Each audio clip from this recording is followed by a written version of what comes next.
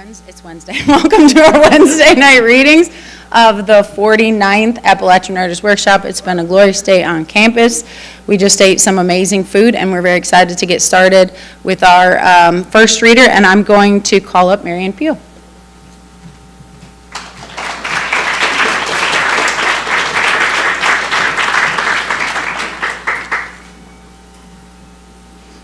Hi, everybody. Jane Hirschfield said this about the art of writing poetry. A good poem is a solvent, a kind of WD-40 for the soul. Katerina Stoikova is that kind of poet. She often waxes philosophical. In her book, Bird on a Windowsill, she offers short sayings on how to create a life well lived. For instance, when in doubt, love more. If a woman tells you how to make love to her, believe her. There is nothing more unpleasant than not being invited to a party you don't want to attend. If you find a word, you find a door. And finally, the person's capacity to love could be his or her most attractive feature. I've known Katerina for years now, and she truly knows how to love. Person to person, person to community, person to place. Being in Katerina's presence is like cozying into the safest sanctuary you can possibly imagine. Professionally, Katerina is a modern Renaissance woman. She writes poetry and prose, authors craft books, writes screenplays, edits, translates, speaks several languages, including Bulgarian, her native tongue, acts in films, runs a publishing company in Lexington, and takes on leadership roles and mentors so many writers. She's the author of several books, most recently, The Poet's Guide to Publishing, How to Conceive, Arrange, Edit, Publish, and Market a Book of Poetry. Several folks in this room have worked with Katerina in workshops, most notably her recent poetry book boot camps. Founder of Accents Publishing, she has selected, edited, and published close to 100 poetry collections.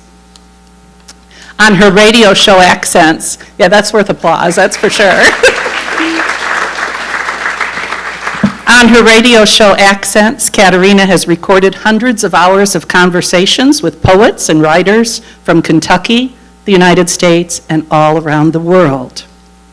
Most importantly, she is a powerful and inspiring force for good in the literary community of Kentucky and beyond.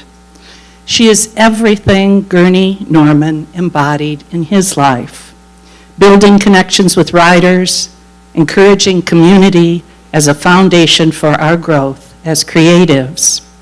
Katerina's workshops are filled with expertise and a willingness to help writers find their voice, their paths, their projects, and their passions. On a slightly more personal note, several years ago, Katerina invited me to a summer solstice ceremony in the remote woods of Kentucky. She had me blindly choose a stone from a basket of stones. This is the rock I chose.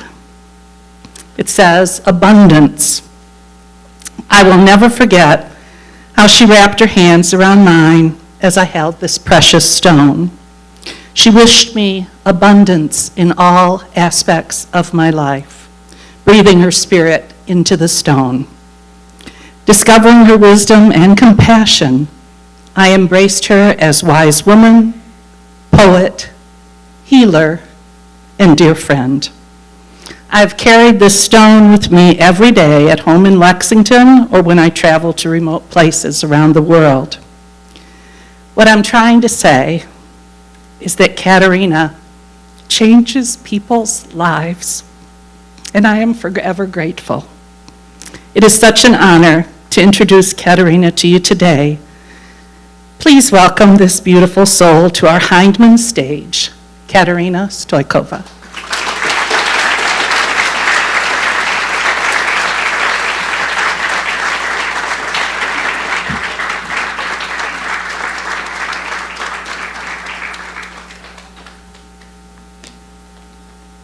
Thank you, Marianne. Wow. Thank you, Melissa. Thank you, Heidemann Settlement School. Thank you, everyone who has had anything to do in setting up this amazing event. It's an honor to read here. I'm going to read several poems from Between a Birdcage and a Birdhouse, my latest collection of poetry, and then several new poems from an unpublished manuscript. So this one is my big bad immigrant book.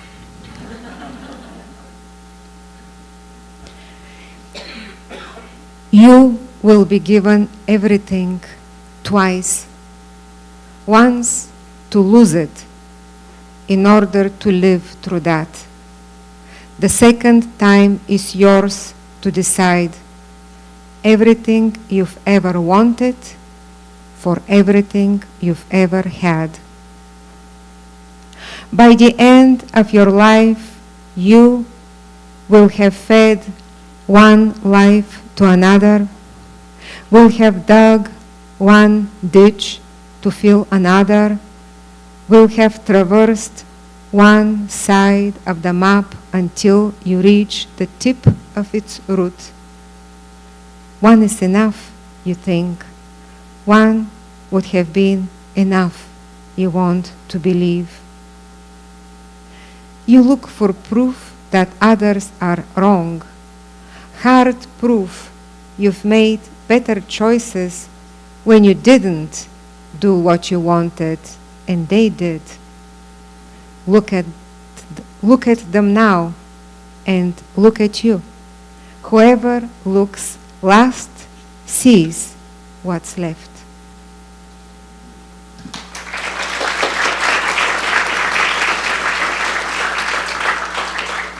Thank you. A little bit of content warning on this one. 8th-floor balcony gazelle. If I catch you smoking, I'll throw you off the balcony.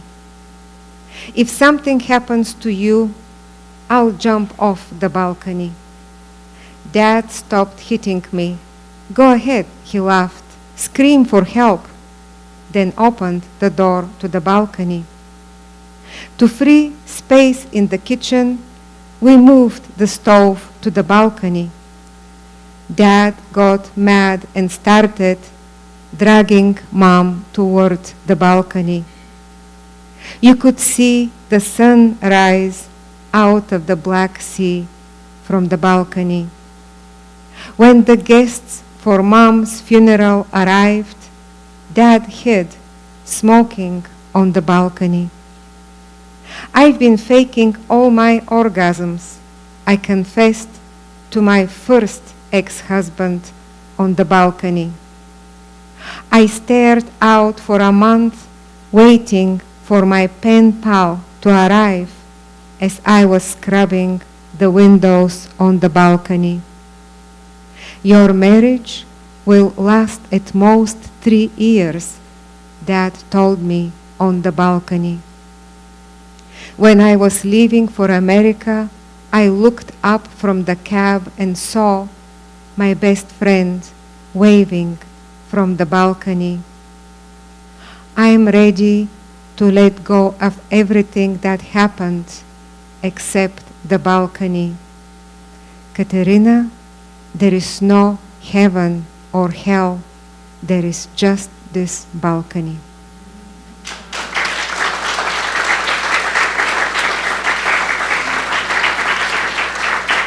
Thank you. So this next one has a long and specific title. To the foreign woman who called her daughter Skutina for untying her shoes in the post office, Beaumont Branch, Lexington, Kentucky, 18th of April, 2013. Does it happen to you that you witness something and it shakes you so much that you write about it and you date it. So this happened then. Somebody always listens. Somebody always understands, sees, feels what you say.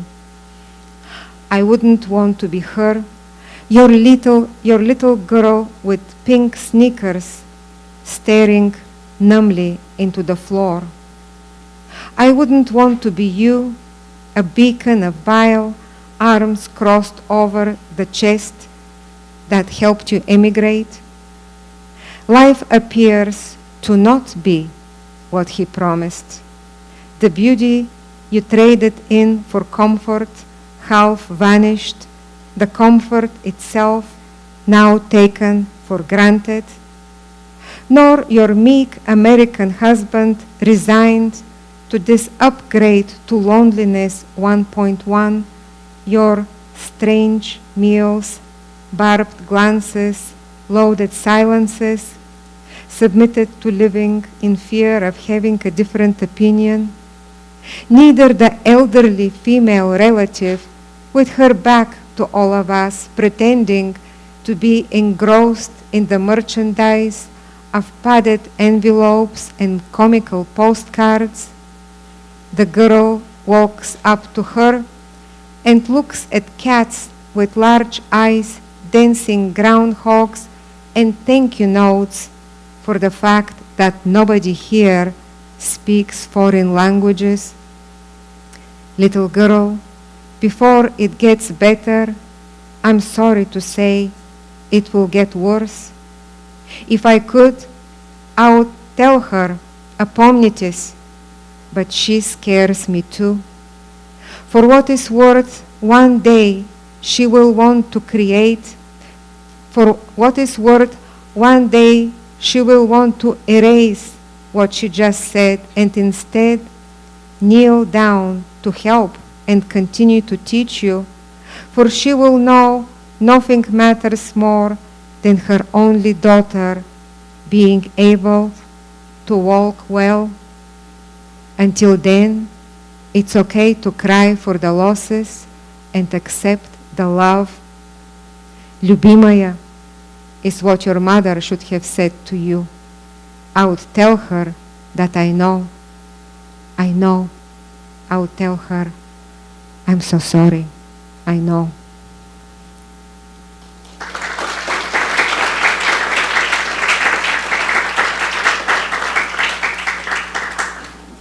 And when you immigrate from one place, you get to go back and visit. So this poem is about that. Visit. I visit my homeland the way a snail tries to fit back into his old shell. Day after day, I write inside, counterclockwise. The shell is rough and narrow, opens sores on coddled parts.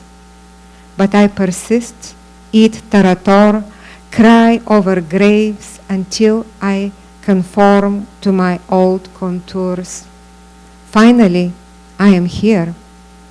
Snail is the most beautiful Bulgarian word, says my son, who is studying the language. I thought it meant love.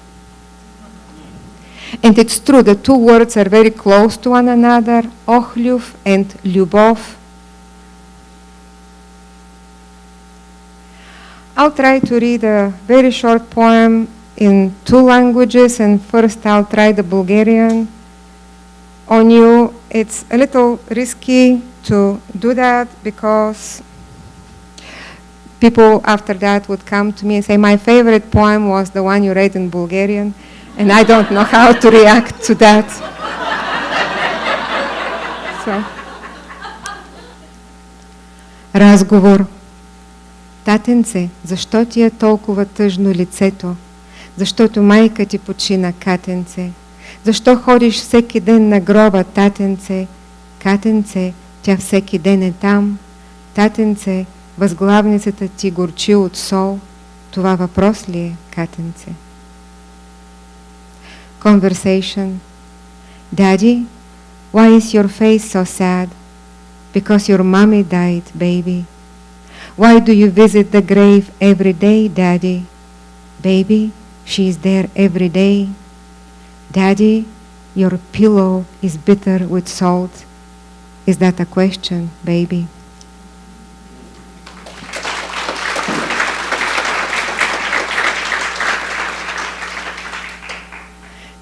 And then when you go visit, you return somehow, sometimes. This poem is called Black Stone Over White Stone, and it's after a famous poem by Cesar Vallejo, although his is much better, and his is a sonnet, and this did not turn out that way. And one thing that you need to know, Burgas is my hometown, town on the Black Sea. I will die in Burgas under the pouring rain that falls once a year or two whenever I can visit. I will die on the 8th floor balcony at sunrise as the sky tugs the sun's soul out of the Black Sea shimmer.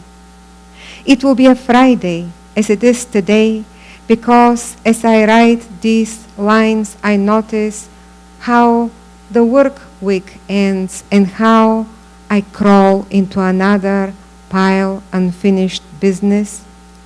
Katerina died during her visit. Whoever is returning to Kentucky, isn't she, believe me, determined to remain unnoticed? This person mirrors her disappearing foreign bones completely. The only witnesses remain the balcony, the rain, the constant resurrections. Thank you.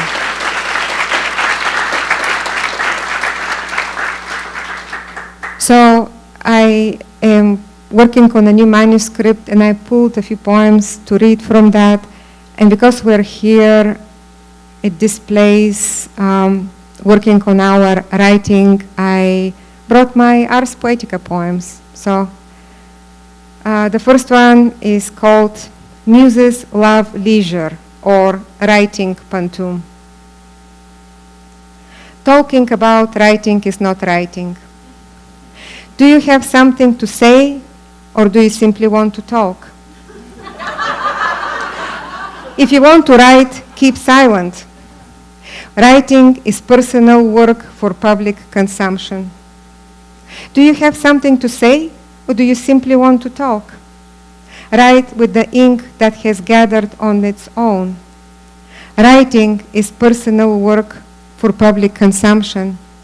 To write, you need more courage than time. Write with the ink that has gathered on its own. Poetry is a connection to a change within you. To write, you need more courage than time. The ultimate goal of writing is forgiveness. Poetry is a connection to a change within you. If you want to write, keep silent. The ultimate goal of writing is forgiveness. Talking about writing is not writing.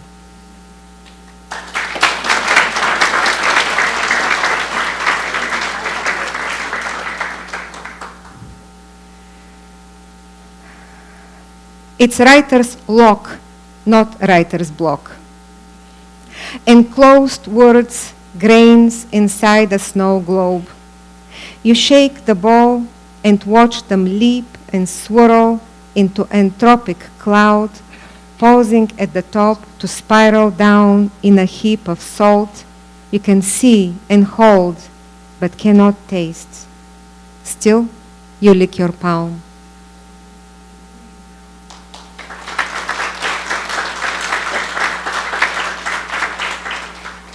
You've swallowed a wad of cotton candy that turns out to be made of not sugar, but steel, a trap on the inside, though the bird is outside.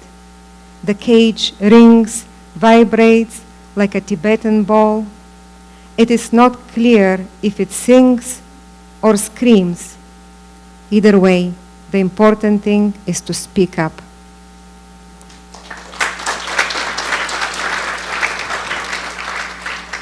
And the next one is 3 lines, but it's not a haiku. Piling to-dos. I will write when I'm dead.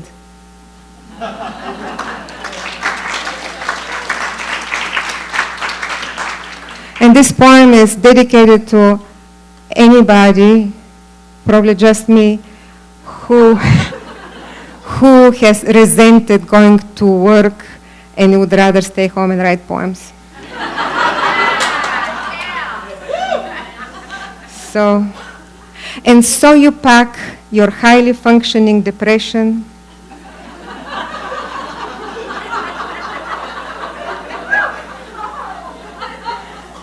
with an apple and a gluten-free muffin and slide into traffic and slide into your role and slide into the hamster wheel and slide into the carousel of conversations and slide into the uphill battle of emailing and slide into busy boredom and slide into hide and seek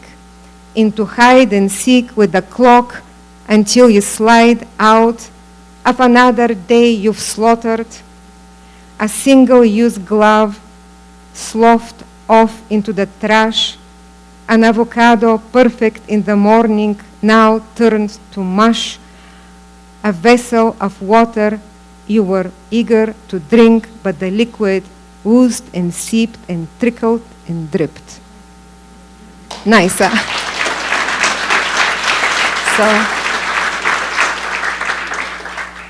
Who says there is no poetry left in you? Not I. I have nothing to say. I observe the layers of oil and water that dwell in the glass that is you. Keep yourself separate and banish awareness. Seal your eyes to reality.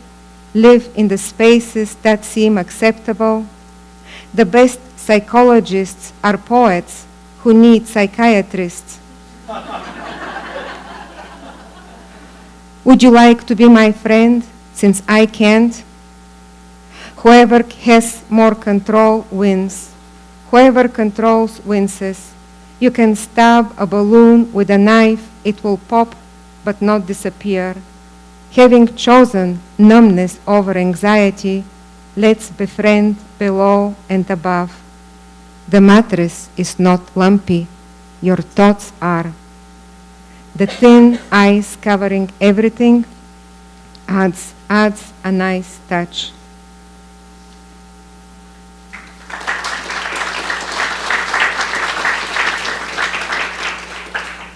Yesterday, you taught poetry to people who wanted to write. You didn't. You talked and waved your arms. They said they felt inspired, heads buzzing with ideas. You went home and attempted to recover a single fly.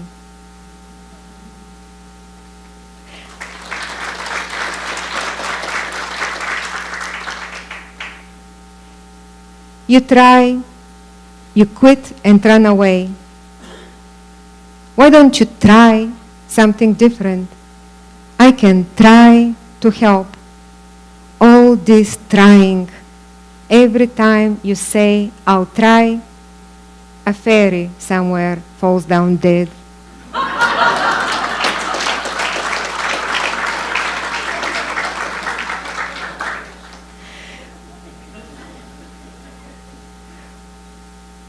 When you give up on one dream, the rest of them notice.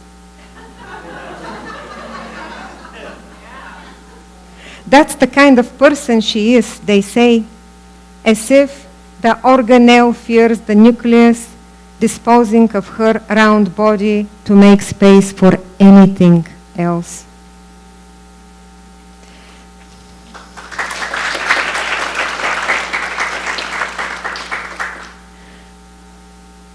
Last one. Something will happen to change everything. Not you, of course. You won't have to do anything but wait, existing with half smile, half frown, asking, what's wrong with me? life waits to be lived. The tomato waits to be filled with seeds. Both are round. You like each sliced with salt. You wait for the rock to wear off. You don't believe you will like the next line, so you stop. Thank you all.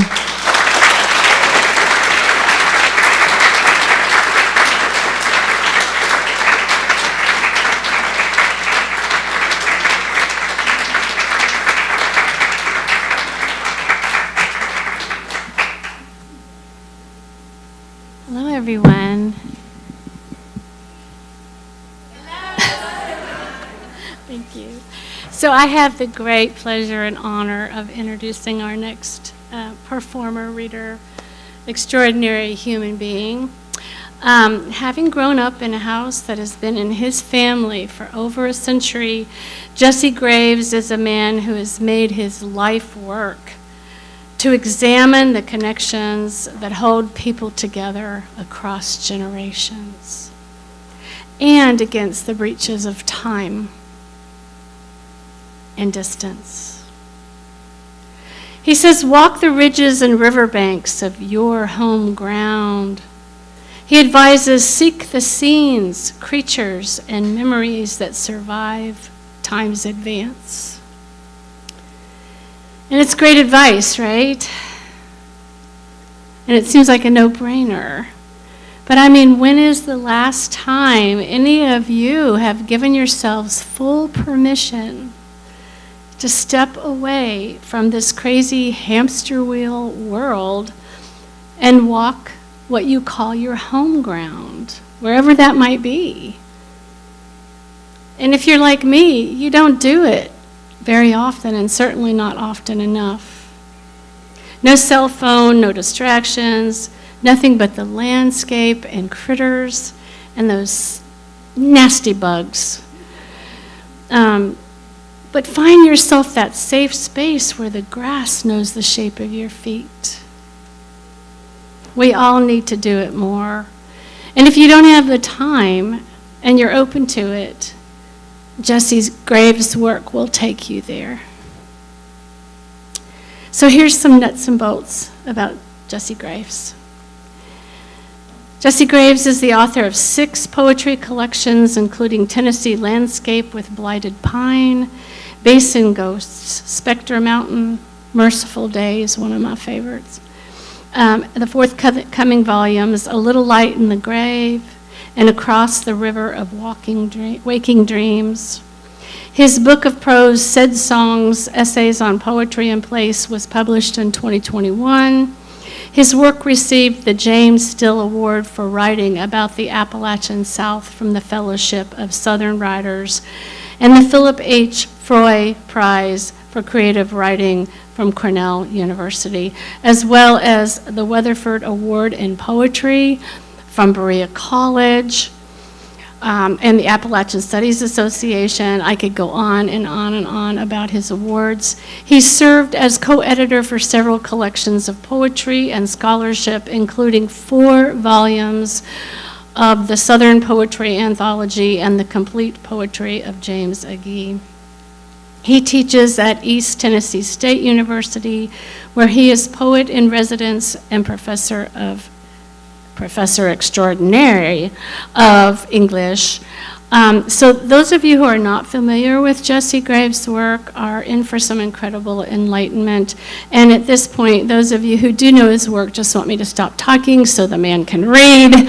So I'm going to do that, and it's my great honor to welcome Jesse Graves to the Heinemann stage.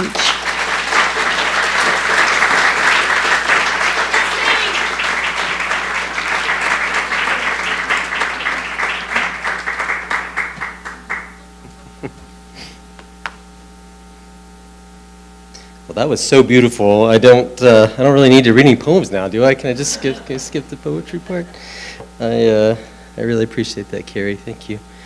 I'd like to thank Melissa and Clay and Corey and the whole crew that's making it so easy for this to be an awesome week for the rest of us. Because I know I've an inkling of how much goes on behind the scenes, and I really appreciate it. Also, a special thank you to my amazing poetry class, and also to our band of our merry band of auditors along the back row. It's been really fun to be in the room with all these great writers. I feel like that really the best use of my time tonight would be to just read a poem from all the poets in my class, but there's just too many of them, so I'll just read a few of mine instead. I think that'll be the way. I have a few poems in the new issue of Appalachian Review, which I'm really delighted about. This is one of my favorite journals. One of the journals that when I was first sort of discovering poetry, they were one of the places that I looked, and one of the places I wanted to sort of find myself someday. So I've got a few poems in here. I'll just read. I'll read a couple of these. The first one is called "My Father's Barn." The roof sheds a bit more tin every winter, and jagged angles of sky shine through like lost pieces of an old puzzle. The barn is trying to grow back into the hillside, reborn as trees again. Its future, like mine, is to become the past.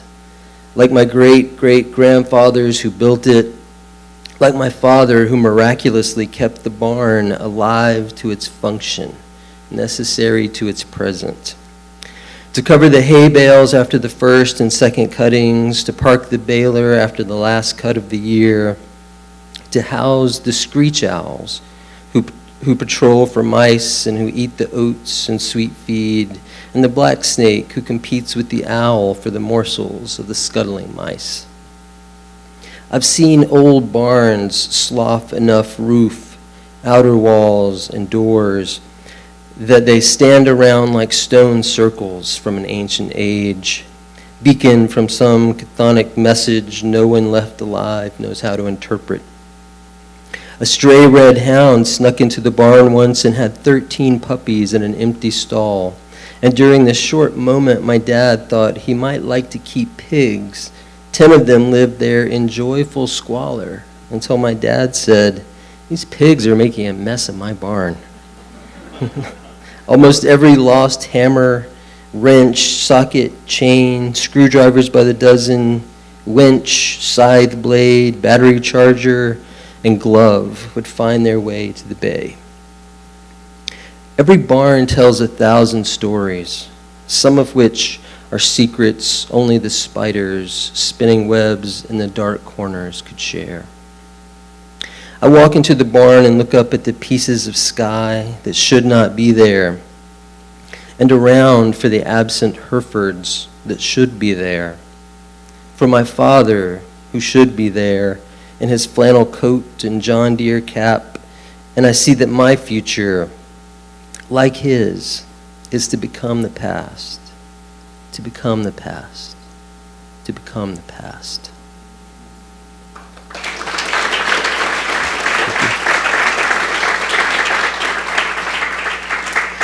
I have a new book coming out in October, and it is a collaboration with my old dear friend Larry Thacker, who's out there somewhere. I call it the Larry book, but it actually has a different title. The title is going to be "A Little Light in the Grave." And we wrote these poems, sort of back and forth. We worked kind of every day on it for a long time, and then we stepped back and edited it, and about half the poems are his and about half of them are mine. And they're sort of themed around elegies for our fathers, elegies for our dads, although there's a lot of other stuff in there too. But this is another, that first poem, of course, one of those, and this poem and the next poem will be from that book. I wish it was here. I feel like this is the place I would like to have had that book in hand to share with you, and so these poems are going to be in there. Apple tree, split by time. Split by time and weight, by neglect, if I am to speak the honest truth, trunk sheared from top to ground like an autumn jacket unzipped. My father tended all our fruit the apple trees above the cattle barn, pear trees behind the tobacco barn, and everything else that grew in soil or needed fed, watered, medicated, given salt, given hay, given grain. My father, nearly a decade gone, is why I feed stray cats until they have kittens under the grate on the side of our house, and then bring the whole crew inside so my daughter can help raise the babies. He is the reason I keep a compost pile by the open back fence for raccoons, possums, rabbits, whatever will eat scraps.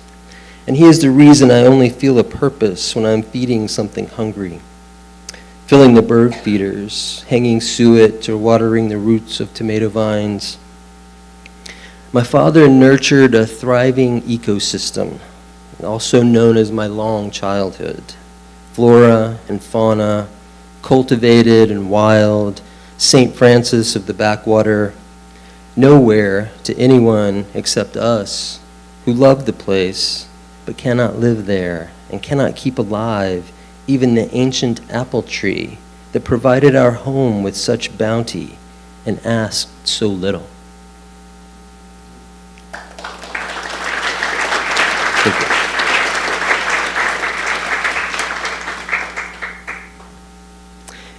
Each and every. In every field, let there be a girl wearing a lime green jacket, running beside a woolly golden dog. In every creek, the muddied paws of the dog splashing the girl as she laughs and stomps her red boots. In every barn, some smelly stall muck the dog cannot resist, and a splintery ladder the girl insists on climbing. In every old truck, her papa keeping watch as she runs, her Nini hollering out the window when she races too far. In each and every dream, let me see them together, the girl and the dog she loves, her grandparents, and time fixed in place.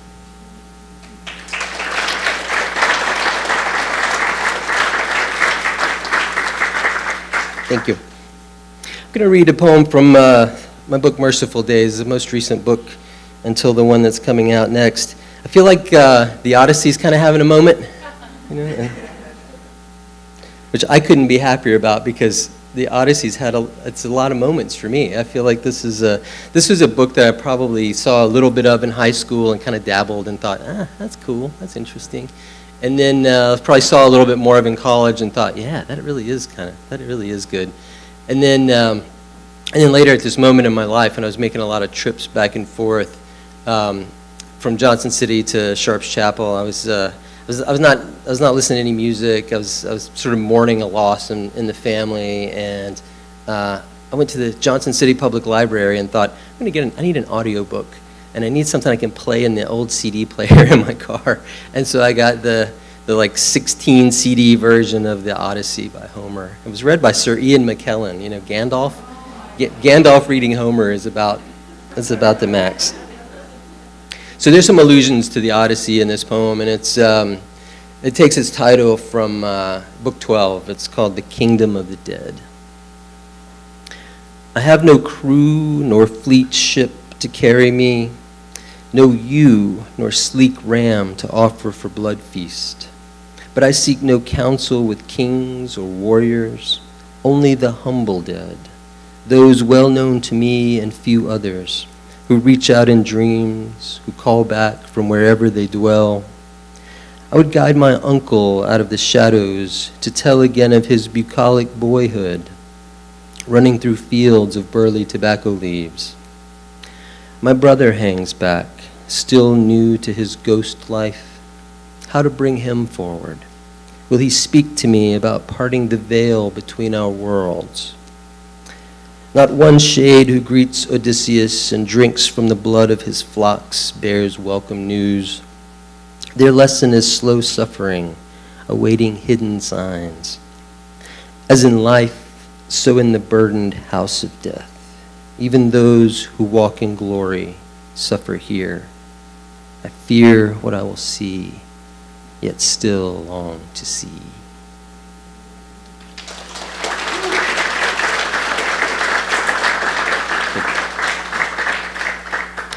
do another from the forthcoming book. It's I thought it'd be fun to do a sonnet. I thought a sonnet would be a nice little. I don't know. The sonnet also seems to be having a moment.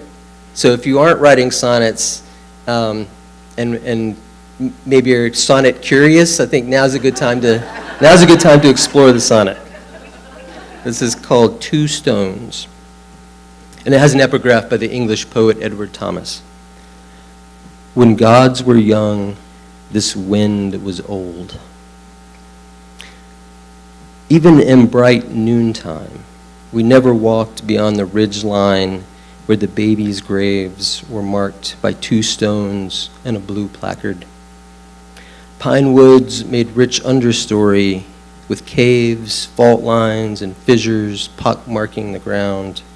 They were Johnson children, born with 2 years between them and died before they found their footing, fulfilling their parents' fears.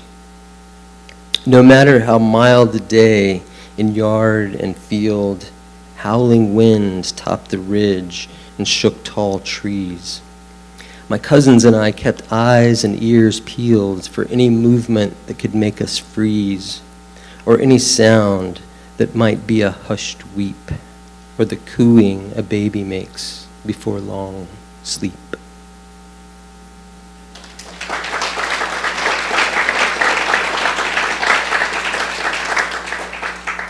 All right, I just want to do one more.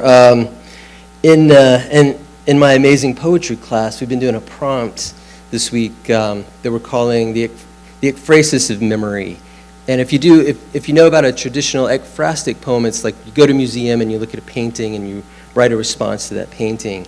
And I love those. I love to read those kinds of poems.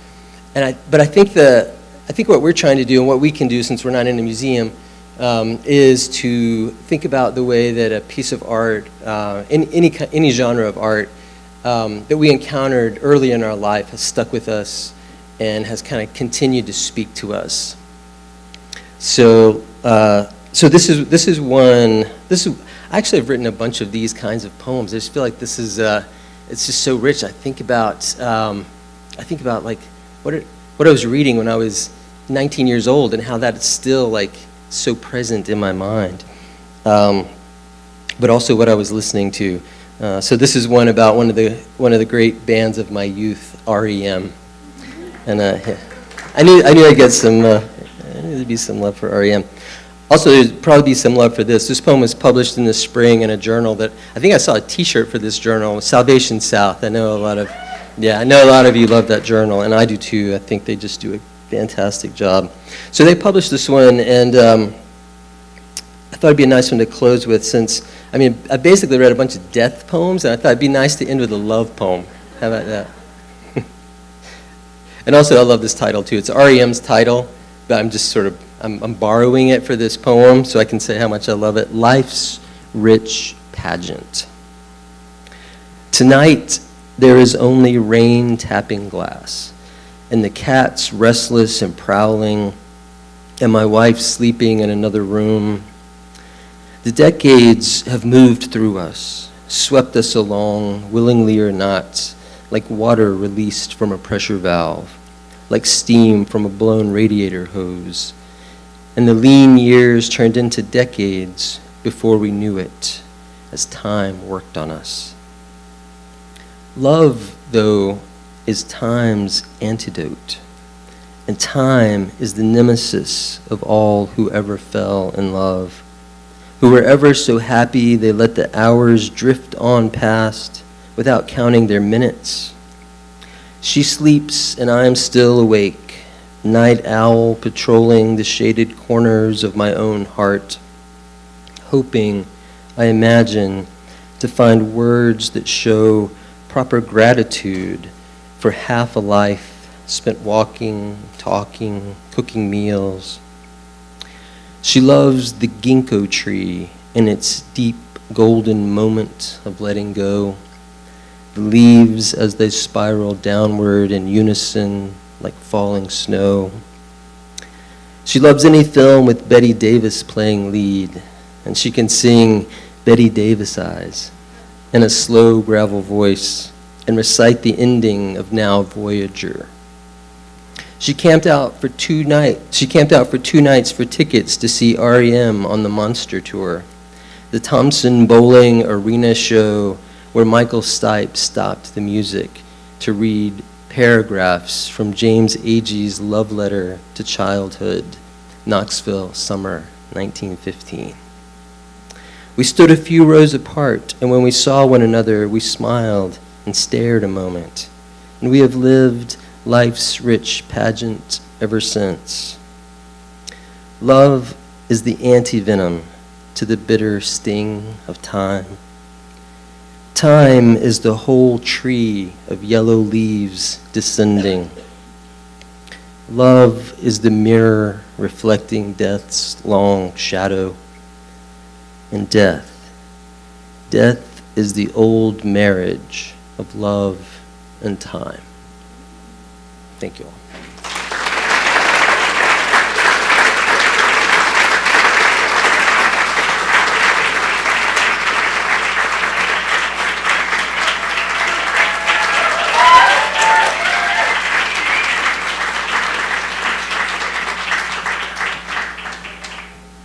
Hey, everybody. Can you hear me? Hello, I'm Leah, and it is my honor and pleasure to introduce Carter Sickels tonight. Carter Sickels, who is the author of the novels The Evening Hour, which was adapted into a fabulous feature film, and The Prettiest Star, which won the Weatherford Award and the Southern Book Prize. He is also the winner of multiple residencies and fellowships and is an associate professor of creative writing at North Carolina State University. Shout out to that wonderful school. Okay, so to keep this short, we are going to focus on 2 words for Carter: expand and include. Carter and I were talking the other day, and neither of us can remember how we first met, so we decided that we met here 10 years ago, although I actually think it was 11 years ago in Tennessee, and that Robert Gipe introduced us, because as y'all know, Gipe is always fixing writers up and telling them, you ought to talk to so-and-so. And that habit of his is the source of most of the love and trouble in my life. Anyway, expand and include. We do a lot of defining and measuring and marking about Appalachia, which counties are in the ARC list, who your people are, whether you can call yourself by a specific name or geographic label, and where the parameters are of Appalachian literature and experience. We don't really do this to gatekeep, but to mark ourselves safe from our collective and individual traumas, to put a name and place to our experiences, to protect ourselves from extraction, exclusion, misidentification, or just from getting lost. Carter Sickels, though, has a different approach to that conversation. In Carter's Appalachia, the goal is always to expand and include. In his novels, he asks, who is not at the table yet?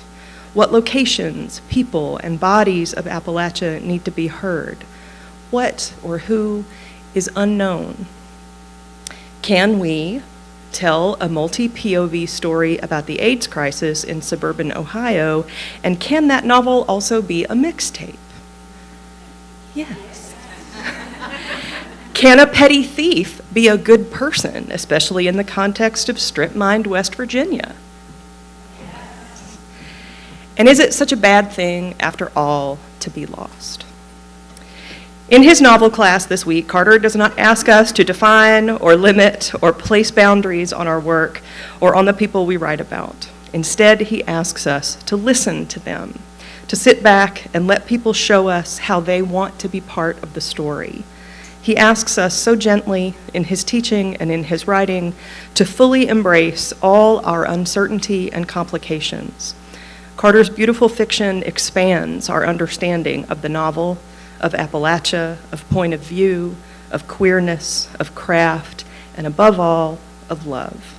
Carter spreads his arms wide and includes everyone. So please, spread your arms wide and welcome Carter Sickels back to Hyman.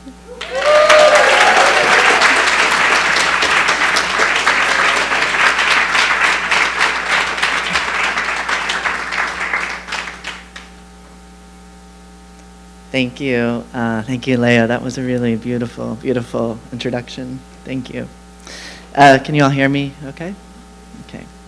Thank you to Melissa, Clay, everyone at Hyman, and to my class, a group of brilliant novelists and writers. It's been a lot of fun. And the last time I was here was in 22, so I'm just grateful to be back in this space with all of you.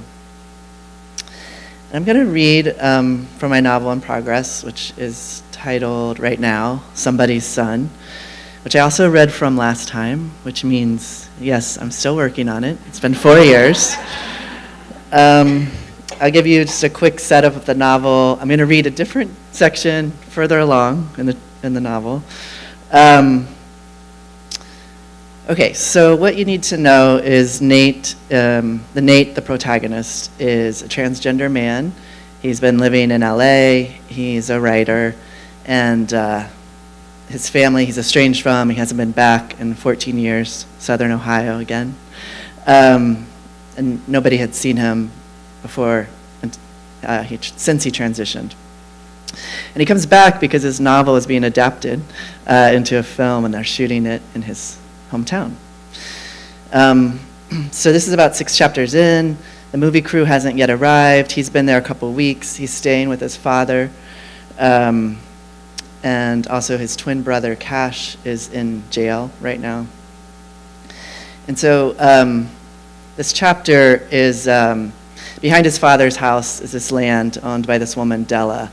And she was sort of an aunt figure to Nate and Cash. And there's a woman, Claire, who's now renting a trailer on her land. And Nate already met Claire just like super briefly when he went over to Della's when he first arrived. So he goes back over to see Claire. And this is just, I have to cut a lot, as Holly was saying, but I'll read some of this chapter and for you just to kind of give you a sense of the two of them. They're both kind of in their mid-40s. Claire had told me to come by any time, so the next morning, while my father was planted in the recliner in front of the TV, I went out back and climbed the fence and crossed the pasture and walked over to the southern side of Della's property, where the silver Airstream shone in the sunlight. There was a makeshift front porch attached to the trailer and several other structures on the land, a shed, a small barn, a chicken coop. A rutted road snaked up to her place. A blue Ford Ranger was parked outside. Basil ran up to me, barking, but not as sharply this time. "Hey, buddy, remember me?" The dog sniffed my cupped hand, then accepted my fingers in his fur. "Oh, hey," Claire said, coming out of the Airstream. "He remembers you." She was wearing bib overalls with a black sports bra underneath. Her hair was pulled back, loose strands falling out from under a trucker hat, the patch advertising a feed store. "Coffee?" she asked, warm and easy, as if she'd been expecting me. I followed her onto the porch and glanced around at the jars of plant cuttings and herbs and pots, a collection of rocks and bird nests and a snakeskin nailed to the doors, wind chimes, the skull of a deer, a mason jar filled with feathers. "Welcome to my witch cottage," she said. On the inside, the Airstream was long and narrow. At the front end, under the window, was a small built-in daybed with a bookcase. There was a 2-person table and a kitchenette with wood cabinets. I could see the foot of a bed at the other end, a tangle of quilts on top of it. The place smelled old and a little musty, a familiar, pleasing scent, like walking into my grandmother's house or a used bookstore. I admired all the built-in shelves and drawers throughout, the blonde wood interior, a wood-paneled ceiling, wood floors, wood walls. "It's like being inside a tree," I said. "Yeah, it's all original. I bought it over in Lewis County for a song." Claire stood at the little stove waiting for the percolator to bubble. Bold orange curtains, the color of a Buddhist monk's robe, were tied back, and sunlight came through the many rectangular passenger train-like windows and angled across the trailer in sharp, thick lines. The home was both tidy and full. The bookshelves were packed with nature guides and books about gardening and sustainable farming and racial justice. A few sci-fi paperbacks, more bird nests and animal skulls, along with pine cones and branches and rocks and feathers lying flat on shelves or sticking out from jars, a few hanging from a string that twirled when a breeze came through. There were hanging baskets of plants in all sizes and types of candles. A green John Deere baseball hat hung on a peg. There was a Workers United poster, a Black Lives Matter sign, a Palestinian flag, none of which I'd seen anywhere else in Laurel County. You take milk? Black. You sure? This goat milk is divine, she said. Okay. She handed me a steaming cup. Come on. We sat at the small table on the porch. For a moment, we just sipped our coffee and didn't talk, both of us looking around, taking in the peacefulness. A few goats grazed in the pasture on the hill. Morning doves cooed. A thin green ribbon of maple and oak and hickory stood behind the trailer, and on either side, the land stretched into wide, open pasture. Claire had made the place homey and inviting. An array of t-shirts and tank tops and bras hung from a clothesline. From here, I could see a massive fenced-in vegetable garden. The chickens were congregated outside their coop, bundles of shimmering red and orange feathers. What do you think of the goat's milk? Claire asked. It's good, I said, creamy. A line of tall, white ducks briskly and goofily walked by in a line. Runner ducks, she told me. The eggs are delicious. I'll give you some to take home with you. I sipped my milky coffee from a blue chipped ceramic mug. When I set it down, our eyes met. Claire smiled. I smiled. Hi, she said. Hi. We didn't need to out ourselves. We already saw each other. A current of electricity ran between us. No, not electricity, something else, something ancient, like music. A song without words that we could sing to each other without opening our mouths, without making a sound. After a beat, though, I spoke up. Okay, I have questions. She laughed. Shoot.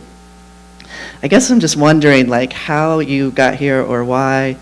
You want to know why a trans woman is living in Hinton, Ohio, renting from Della Reynolds? She raised one eyebrow. Her eyebrows were thick and interesting.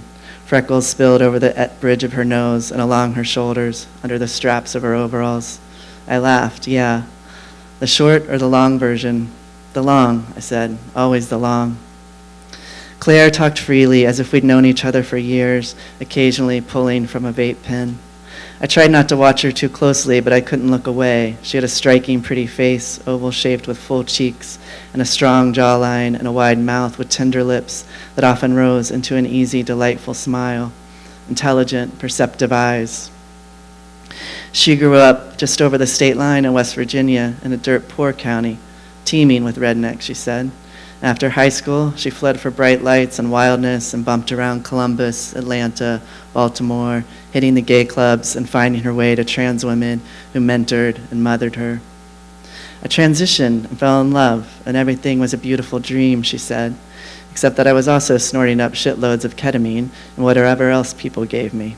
Things spiraled. You know the story. 10 years ago, broke and exhausted and missing the hills, she returned home. I thought coming back would solve all my problems, she said. In retrospect, maybe this wasn't the best place for an addict. She'd known Melanie, Della's daughter, ran in similar crowds, she said. Then a few months after Melanie OD'd, Della showed up at one of the NA meetings in Clayton. At the time, Claire had just started her recovery. It's hard to picture Della at a meeting, I said. She's not much of a joiner. Well, she wasn't exactly there to join. Claire explained in more detail what Mendy had mentioned about Della becoming some kind of activist. Della had handed out clean needles, and word spread that she had stockpiled Suboxone and Narcan to give out, running her own charity for drug users. I never thought of Della as the activist type, I said. You lose somebody, it changes you. Don't use the A word around her, though. She doesn't claim it. She said Della, for a long time, had let people stay here when they were in recovery since the closest rehab was 30 miles away and prohibitively expensive. But she doesn't do that anymore. It's just me, a long pull on the vape and exhale. I'm lucky. Della gave me a chance when no one else would. This place saved me. She saved me. I followed her eyes across the pasture and hills, the woods. She was living the life my brother used to dream about, raising animals, farming, digging in his hands in the dirt. He had wanted to stay here. but he also wanted something more, something else that eluded him still. So you know Cash, I said. Of course, we met a few years ago at a flea market over in Clayton. I sell stuff there now, but back then I was just hanging around looking to score. He had a little table set up, hawking VHS tapes, books, junk. Probably junk that belonged to my parents, I said. Well, he was clean when we met. He was doing really good this time, too. That's what I keep hearing. He relapsed. It happens. Cops picked him up. Bad luck. She pointed toward the railing. He's the one who helped me build this porch. I wondered what kind of father my brother was, how often he even saw his daughter Zoe.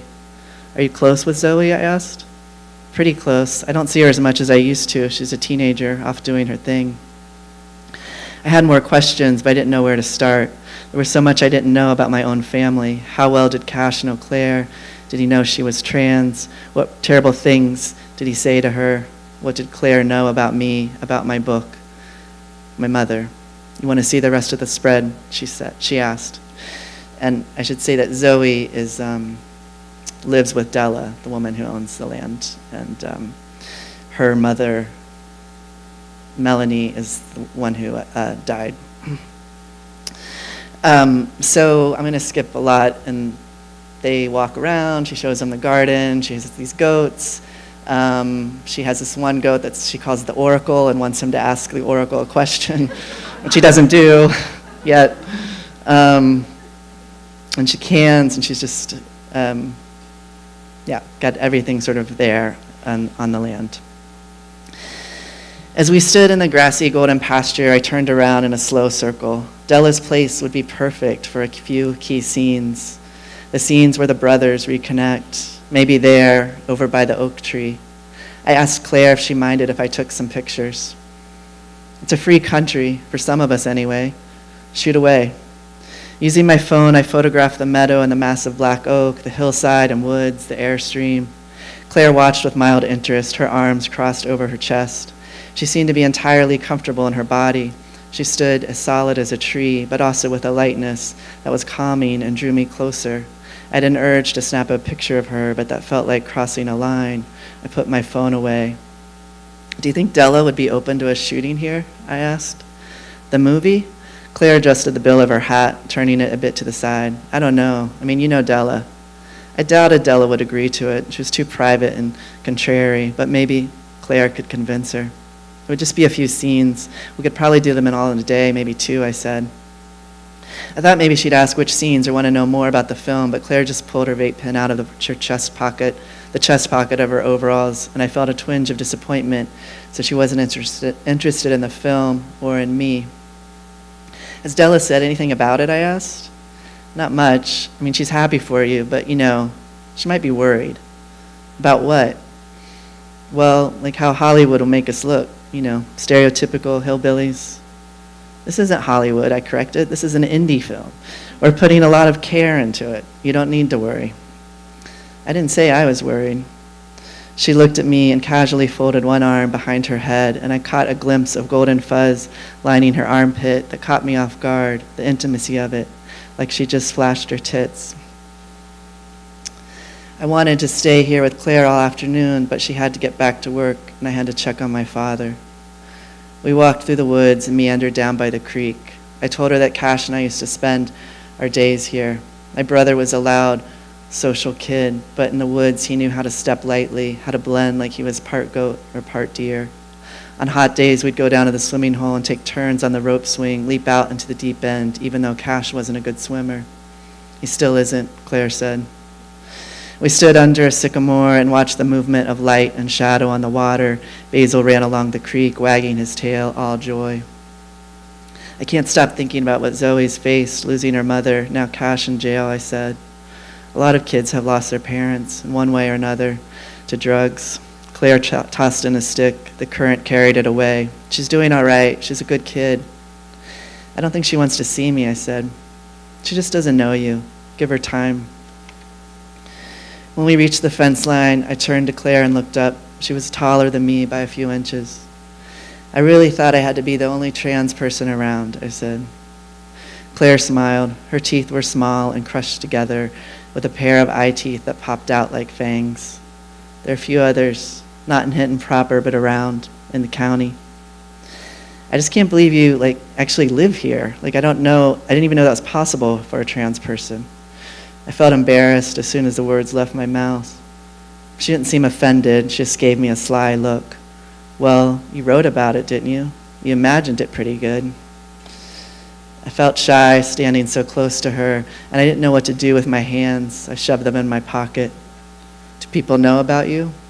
That I'm trans? No, I don't think so. A few. I'm fortunate, I know. It's not like this for a lot of us. Claire had a life and history that I could never know, not really. But I knew that both of us had existed and survived for a long time by hiding from others and from ourselves, maybe especially from ourselves.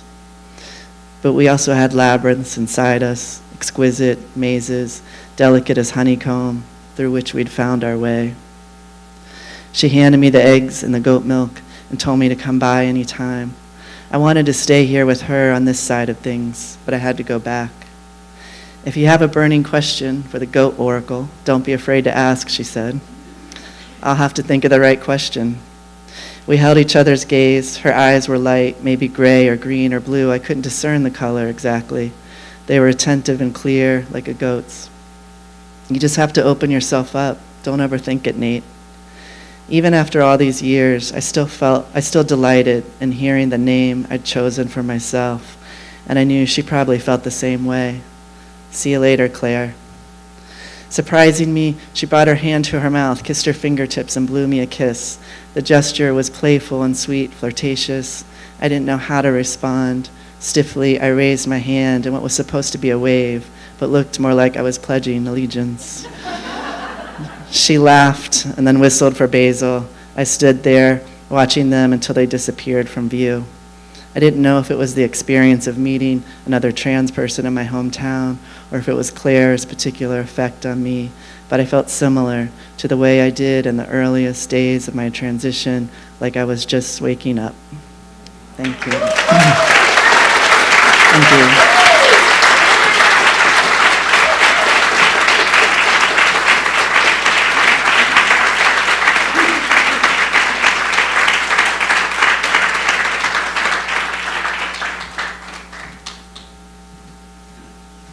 I have to tell you, I have many questions for the goat oracle. Many, many questions. Before I do this sort of more official introduction of Neema, I wanted to tell you, Neema, that so today in class, and Neema is an amazing teacher, by the way, and you all should be jealous if you're not in that class. We were talking about the form of nonfiction, right? So we were talking about, the essay, the memoir, essays, or memoirs that are collections of essays, but that they form a memoir. Collections of essays that just are kind of independent essays together in a book. So I said this question, well, what about, we don't really have a word for a longer essay that equates to like a novella, right, in fiction. And so we were all talking about this, and we couldn't come up with it. And I'm stumped by it, and I've been, racking my brain ever since. Like a long essay, like 15 or 20 pages, we don't really have a word for that kind of essay. So I was doing lunch duty with Robert Geip there earlier today. He found an answer for us, everybody. Can I tell him? It's the big ass essay. That's what it is, so we can stop pondering. We now know it's the big ass essay. I'm going to go write a big ass essay right after this. Anyways, more seriously, I first encountered Neema and her work when she appeared on Wanna Live. It's a weekly live stream that I host with Damian Dressick every week for the Writers Association of Northern Appalachia. This is before another Appalachia came out. But Neema, of course, was already making a name for herself in Appalachian letters. That night, she read her essay, Be Like Wilt, which I think many of us know. And by the time she finished, I was a dyed-in-the-wool Neema Avashia fan. Not only was her writing extraordinary, but as I listened to her read, I imagined what it would have been like for me, growing up in our home state of West Virginia, to have found the words of a writer like Neema. One who knows, like me, what it's like to love a place where you often feel like you don't belong. Over the years, I've had the pleasure of getting to know Neema and her work and to discover our shared love of lao gan mao, which is hot chili paste. And you're right, it's amazing on grilled cheese sandwiches. In an interview with Barrel House, Neema said, "In Appalachia, you can't help but be humble. The mountains are constantly reminding you of how small you are. And no matter how much her star has risen, she has remained deeply committed to the Appalachian literary community. I've watched her mentor emerging writers, champion their work, and use every opportunity to lift up Appalachian voices, not just here in the region, but on the national stage. I recently had the honor of serving on the committee for the writing residency in Arthurdale, West Virginia, that Neema established in her mother's memory. As I read the applications, I found myself thinking about the writers whose careers this residency will shape not just this year, but for years to come. It reminded me how important it is not to just say you support writers from the region, but to show it through meaningful action. Ultimately, what Neema and her writing do best is remind us that there are many Appalachias. In the best of them, voices like hers are celebrated, not only because they show us the richness of who we are, but because they help us imagine who we can become together. In a world in which you can be anything, be like Neema. Neema, everybody.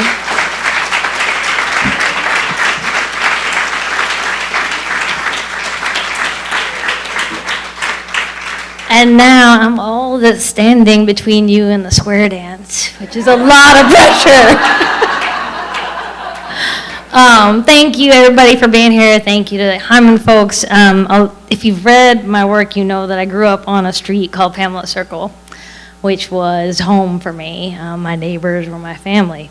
And when I left, I spent most of my adult life trying to find Pamela Circle again. And then I found Hyman.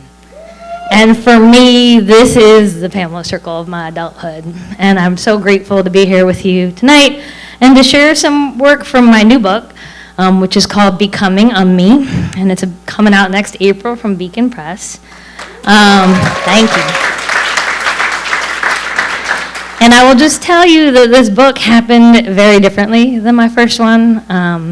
It happened at 3 o'clock in the morning after my daughter was born, and I'd be up from the middle of the night feedings, and I couldn't go back to sleep.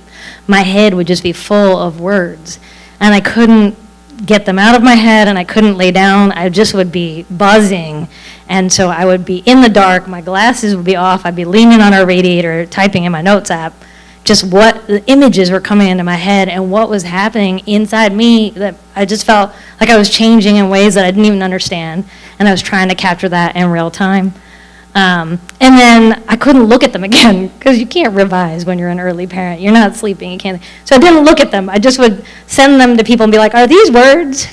Like, can you just tell me if they're words, and then I'll just keep doing them if they're words, and if they're not, I'll try to figure out what else to do. So these are those words that have had some revisions since then, thankfully. All right. Okay. So this first essay is called My Name. I've been called many names in my life, not all of them nice. The vast majority not by my choice either. My father called me Gandrak, which means stinky, for pungent reasons that must have been apparent at the time. My mother called me Bhoot, which means ghost, because she said she never knew whether I was going to haunt her or help her. In high school in Nitro, West Virginia, my basketball teammates called me Mantis, because they said I looked like a praying mantis when I played defense. This was not a compliment. Ryan McCarthy, my 9th grade nemesis, pushed his desk as far away from me as he could and called me a pinko because I said income inequality was a bad thing. This was not a compliment either. Most of my friends call me Memes. I tried to be edgy in college and end the nickname with a Z instead of an S. That didn't stick. Then I tried to end it with an X. That didn't stick either. Have you seen me? I'm about as edgy as a basketball.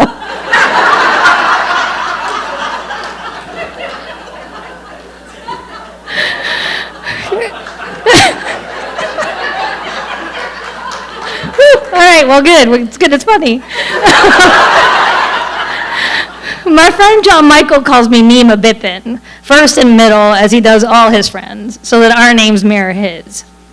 My students at the McCormick, the middle school in Dorchester where I taught for 2 decades, called me Miss A. Until I became a mother, that moniker felt like it most embodied who I was. The work defined me, so too did the name. Miss A stays with me still.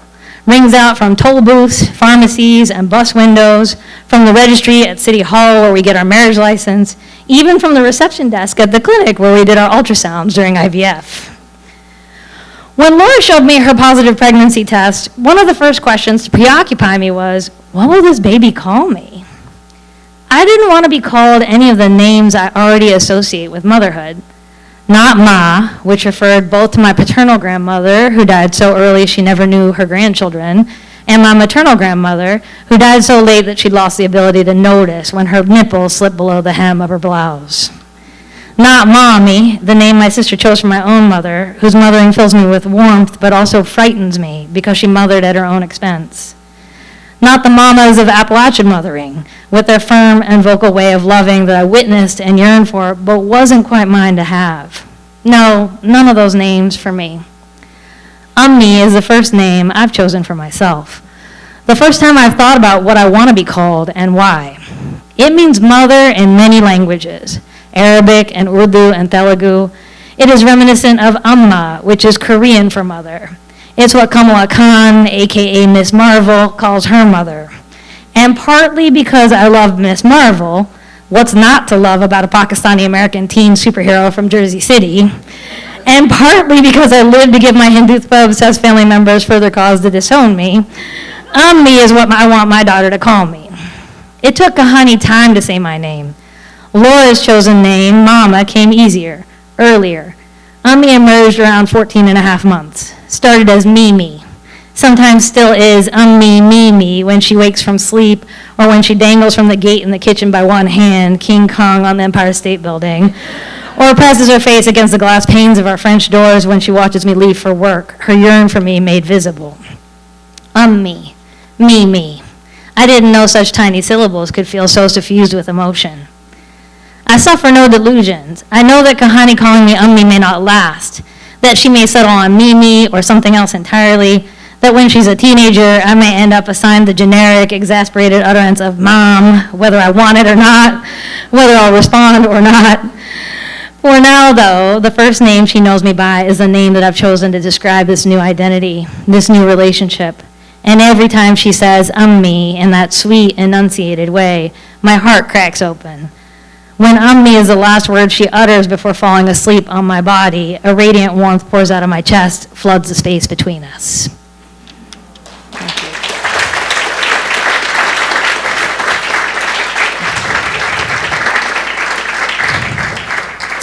So something strange that happened with this work is that it got a lot more proximate to poetry than my previous work has been. I think there's something to think about how parenthood changes your brain and how it makes it so that you can't engage quite with long form in the same way. And so a lot of the pieces in this, I'm not a poet, but they ended up being closer to poetry or being in conversation with poetry in ways that surprised me. And so before I became a poet, there was a poem called Shoulders by Naomi Shihab Nye that you might know. It was my favorite poem for a really long time.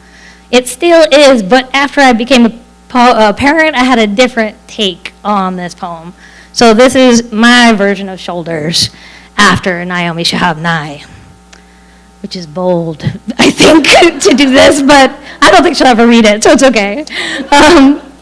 A father carries his sleeping son on the side of a busy street.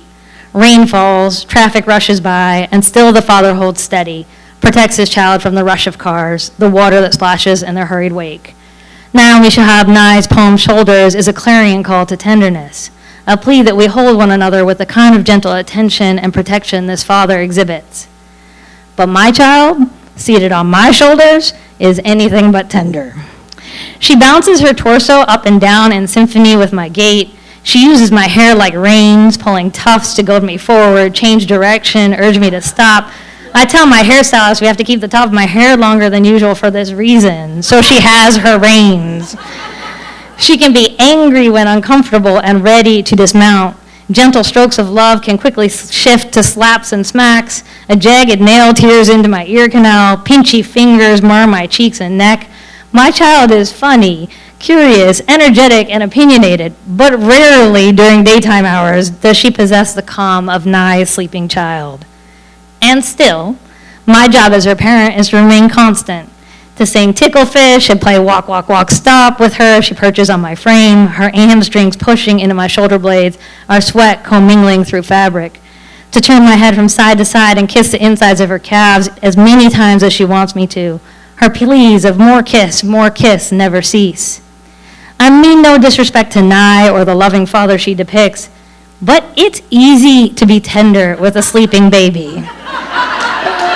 What's difficult is to be tender when your toddler is awake, full of feelings, and constantly in motion, much like the world we live in. What is difficult is to love the world, to love your child, to love all the world's children without condition, to love them even when they exhaust you, provoke you, even at points harm you. I was this child for my mother. I now am the mother to this very same kind of child. Towards the end of Shoulders, Nye cautions us that the road will always be wide and the rain will always be pouring. I want to add my own caution. Your toddler will only be awake, and it is this energy, the patience and constancy of the parent holding their wakeful, feelingful child aloft on their shoulders for as long as is required, that we must extend to those around us if we're going to be able to live in this world.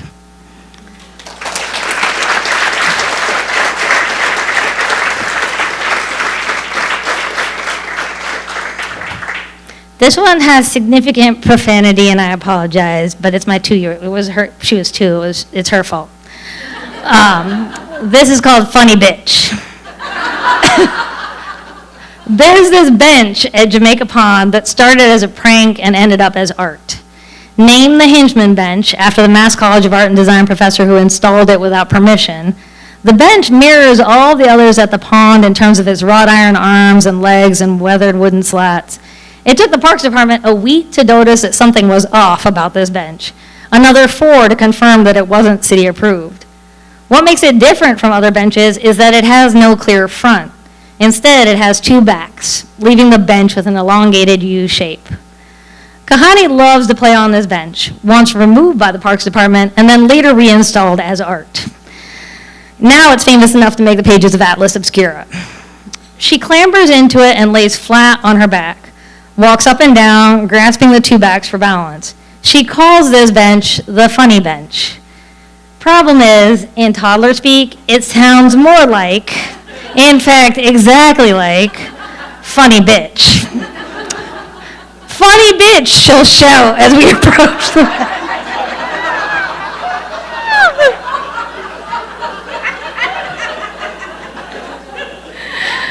Funny bitch, funny bitch, funny bitch, she chants. As she marches up and down the bench. When it's time to leave and we pull her away, she calls out to the bench with yearning. Funny bitch, bye, funny bitch. Sometimes when we're not even at the pond, when we're eating dinner or driving the car, out of nowhere, she'll just come out with, funny bitch. I try very hard to take my daughter seriously, to not laugh at statements or actions that she doesn't intend to be funny. But funny bitch breaks me every time. This one is called Nighttime Narration. Nights, my nearly 2-year-old needs some time to wind down. Together in the dark, we narrate which loved ones might be going to sleep when we are, what we did this past week, what plans we have for the weekend. Lately, she's had some existential thoughts about her origins. She's seen photos of Laura pregnant, knows that she lived inside her mama before she came out into the world. Tonight, this is what she wants to talk about. Whole time Mama's belly came out, she tells me. That's right, I tell her. You lived in Mama's belly for 9 months before you came out in the world to meet us. Go back in, she asks. No, you can't go back in, I say. You're here to stay now. Up to this point, the story is one we've talked through. I know the plot points and familiar with the beginning, middle, and end. But tonight, the story takes a new turn. Come out of Ammi's belly? Kahani asks. Here I pause, breathe, take in the dark of the room, the hum of the white noise machine, the sound of cars roaring up the street. Because now I have to get the narration right for both of us. How will I explain our origin story? How do I make where she comes from make sense for both of us, for right now? It doesn't matter how the world narrates our story, how we'll have to correct that story again and again if I haven't taken this first opportunity to narrate the story as I understand it, which means I have to understand it, which means I can't let the world's narration drown out my own. It's probably just a matter of seconds before I respond, but time seems to stretch. I tighten my arms around her body, saying, no, you didn't come from my belly, but you did come out of my heart. Heart, she repeats, then goes back to reciting the ABCs. This next one is, thank you. I just got two more. There's this word that I learned after my daughter was born, and the word is matrescence, which is this sort of biological concept that people started to talk about how when women give birth, the kind of hormonal changes that happen can induce an identity transition that's very similar to what happens to people during adolescence, which is an interesting idea, and I think probably pretty legit, but it does not really leave room for any other people's paths into parenthood. And it doesn't really acknowledge that, like, no matter how you become a parent, it is a fundamentally, like, identity shifting experience, and that oxytocin is released during childbirth, but oxytocin is also released during, like, skin-to-skin contact, right? So it's a concept that excludes queer folks, it excludes fathers, it excludes adoptive parents, it excludes a lot more people than it includes, and I think, well, I have feelings about it. So there's like 5 different essays in this book that keep coming back to this idea of, like, how people define what it means to become a parent and then how I'm thinking about it. So this is the 4th one of those matrescence pieces. It probably has a content warning because it's also about the loss of my mother. So I'll give you that heads up. I do not remember being tender with my mother. I remember her tenderness towards me, nights when she patted my back and soothed me to sleep, days when she snuggled me in the rocking chair, but I can't recall myself extending that physicality back to her. Maybe because I found discomfort in my own body so early, I did not know how to extend comfort to my mother's body. Maybe because we come from a culture devoid of physical affection, I rejected the affection she offered me, did not shower her with my own, even as I extended it in other directions. It took mothering my daughter, ushering her into this world, offering her constant comfort that went unacknowledged and unreciprocated, for me to learn how to mother my mother.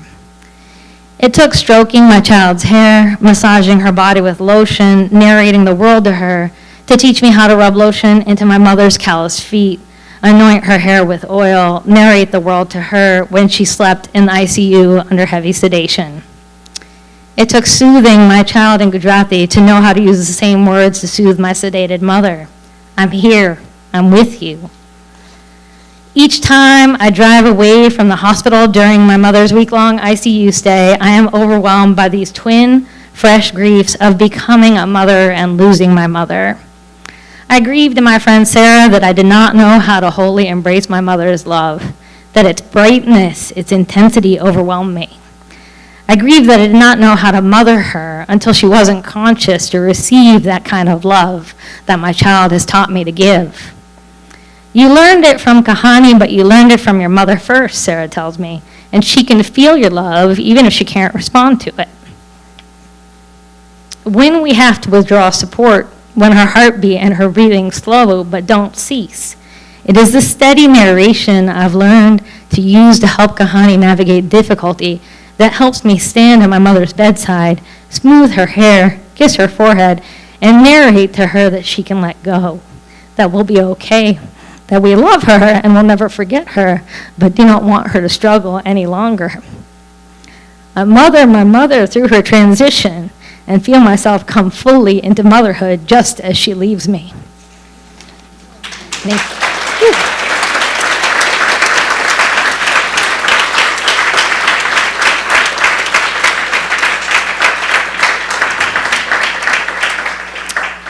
For this last one, yesterday, Robert and Mandy gave us a charge of writing an allegiance poem. I didn't write one between yesterday and today, but when I was reading today, thinking about this, I think this is a kind of allegiance poem, so I'm going to share it with you as the last thing tonight. So this is a direct address to Kahani. It's called Gifts. I can't give you a country that loves you for who you are, that loves us, our family, for who we are. I can't give you a government that will protect your right to make decisions about your body. I can't give you clean air and water, stable sea levels, solid glaciers, verdant forests. I can't make sure your libraries contain books that mirror you, that your teachers are free to tell the stories of people like us, of love like ours. I can't give you your nani back. I can't teach you the things she knew, how to sew, how to drape the pallu of a sari, how to grind her own garam masala, how to elicit the best from people and set aside the rest. What then do I have to offer but the body I use to cradle you when separation anxiety wakes you in the middle of the night? The steady beat of my heart to lull you back to sleep. The time I spend idling in Walnut Hill Cemetery to get you a good afternoon nap without a fight. 5 more minutes on the swing at the playground where all you ever want to do is sit in the swing. An ever-ready partner for the seesaw. Steaming pots of khichdi and mujadara, the things you'll eat even when you refuse all other foods. Pounds and pounds of Sophia's tart Greek yogurt, mango ice cream from Malai, slices of raw red onion, fistfuls of raspberries, strawberries, and blackberries. The attention I direct towards you instead of towards the dream scroll. I have brought you into a world known largely for its cruelty. And now, with every minute we spend together, I try to buffer you from that cruelty. Try to wrap you in love. Try to model what it might mean for you to wrap others in that kind of love. Thank you.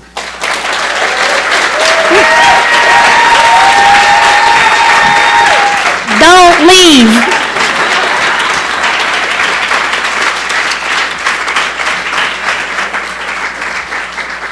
Oh my goodness, what an amazing collection. I know I see a lot of folks dabbing at their eyes. Thank you. Round of applause for all of our amazing readers tonight.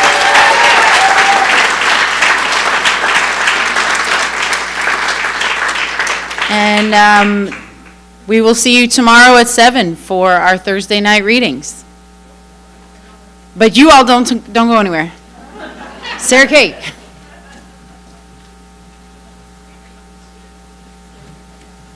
Good evening, y'all.